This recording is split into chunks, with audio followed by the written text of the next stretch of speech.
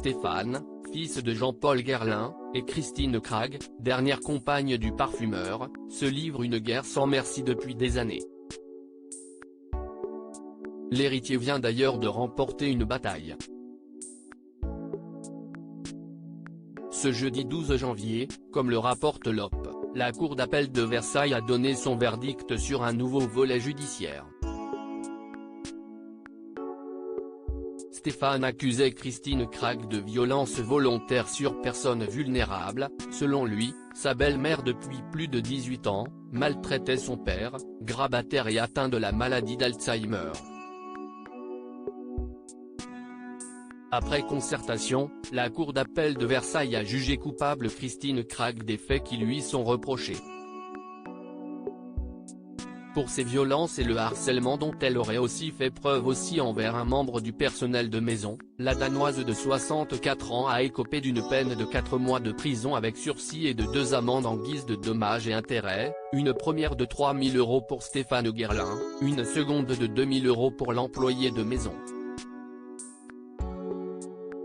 Des faits pour lesquels elle avait pourtant été relaxée en septembre 2021. Maître Frédéric Belot, avocat de Christine Krag, a annoncé se pourvoir en cassation.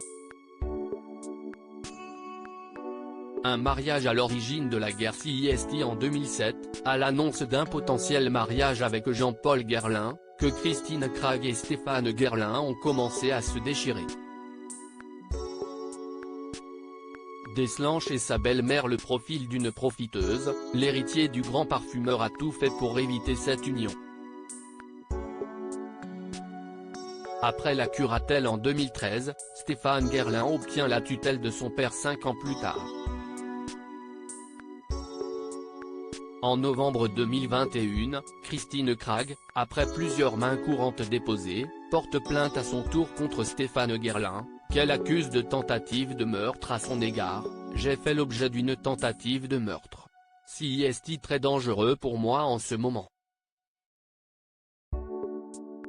Je suis à la gendarmerie une fois par semaine pour déposer des mains courantes, il m'a même enfermé dans la cuisine dernièrement, il se passe des choses très bizarres racontait-elle à l'OP, affirmant que Stéphane était un psychopathe ne subvenant plus aux besoins de son père. La date de la prochaine audience n'est pour l'heure pas encore fixée. Ce que ce jugement ne dit pas, a-t-elle encore le droit de vivre au domicile de Jean-Paul Guerlain ?